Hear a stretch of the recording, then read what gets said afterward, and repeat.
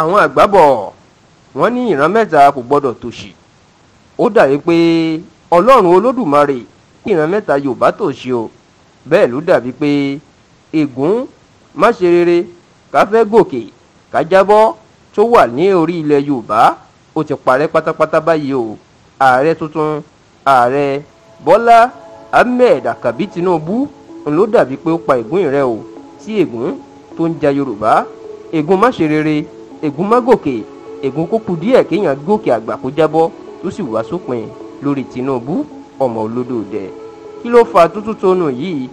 Ní nǹkan bíi ọdún púpọ̀ kan sẹ́yìn, ìyẹn ọdún 1979 àti 1983, ìní aṣíwájú bàbá ilẹ̀ Yorùbá olóògbé Jeremiah Ọbáfẹ́mi Awólọ́wọ̀ ni ló máa jáde du ipò ààrẹ Nàìjíríà. Bẹ́ẹ̀ lọ́pọ̀ àwọn tó mọ bàbá náà mọ̀ pé kò fẹ́ẹ̀ sí irú ẹ̀ nínú agbo òṣèlú Nàìjíríà. Èèyàn bí wọ́n bá ń sọ bó lóṣèlú ṣe ní ọpọlọ tó sì mọ nǹkan téèyàn ń ṣe tí ìlú fi ń rọrùn. Ṣùgbọ́n o àtọdún 1979 àtọdún 1983 tí bàbá Awólọ́wọ̀ tó figagbága pẹ̀lú Alhaji Shehu Shagari níṣe mànámàjá bàbá bọ̀. Wọn kò jẹ́ kí bàbá kó gòkè àgbà kó ṣe nǹkan rere fún Nàìjíríà kó tún Nàìjíríà ṣe gẹ́gẹ́ bó ṣe ṣe ilẹ̀ Yorùbá àtijọ́ ìyẹn Western Region lásìkò tó ṣe adarí rẹ̀. Ohun tó jẹ́ kàyéfì ni pé ọ̀pọ̀ àwọn ọmọ Yorùbá kan ni ló máa dènà bàbá Awólọ́wọ̀ lọ́dún 1979 àti ọdún 1983 tí wọ́n gbógun ti bàbá náà tí wọn kò sì jẹ́ kí bàbá náà kó dé ilẹ̀ lérí.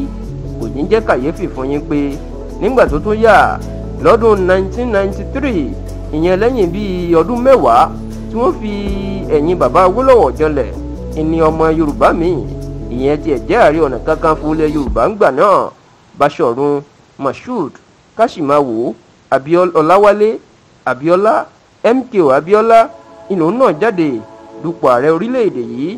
Ṣùgbọ́n o bóun tiẹ̀ jẹ́ pé òun jáwé olúborí tí gbogbo ọmọ Nàìjíríà dìbò fún rẹpẹtẹ káàkiri Nàìjíríà, ṣùgbọ́n o níṣe ni ìjọba ọ̀gágun Ibrahim Babangida ni ló máa fagilé ètò ìdìbò Abiola tó sì jẹ́ pé orí wàhálà yìí ilẹ̀ Abiola àti ọ̀pọ̀ àwọn èèyàn ni wọ́n padà jẹ́ ìpè Ọlọ́run sí o.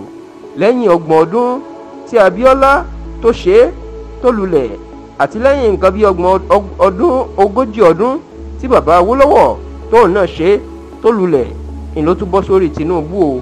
Ẹni táwọn èèyàn tó fi ń wé Awólọ́wọ̀ àti Abiola pé lẹ́yìn àwọn méjèèjì nílẹ̀ Yorùbá òun ló tún dàbí wọn tí ọpọlọ ẹ̀ pé bíi tiwọn o tó sì ní ìmọ̀ òṣèlú bíi tiwọn.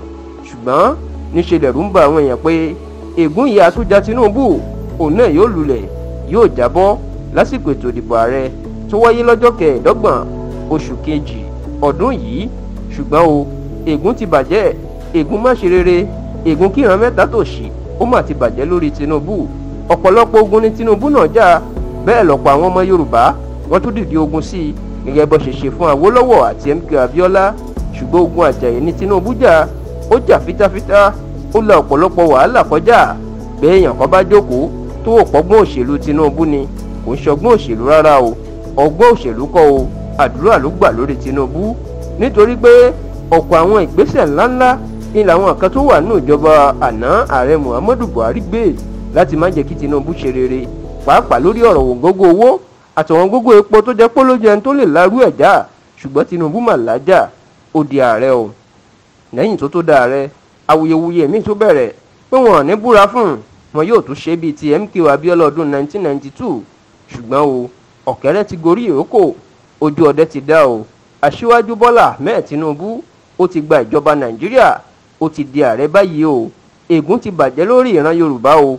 Ègún má ṣe rere, ègún tán ní Awólọ́wọ̀ ṣe ó lulẹ̀, Abiola ṣe ó lulẹ̀, Tinubu náà ṣe ó lulẹ̀, Tinubu ò lulẹ̀ o. Tinubu ti gòkè àgbà tí ègún yìí tó sì ti bàjẹ́ lórí Yorùbá.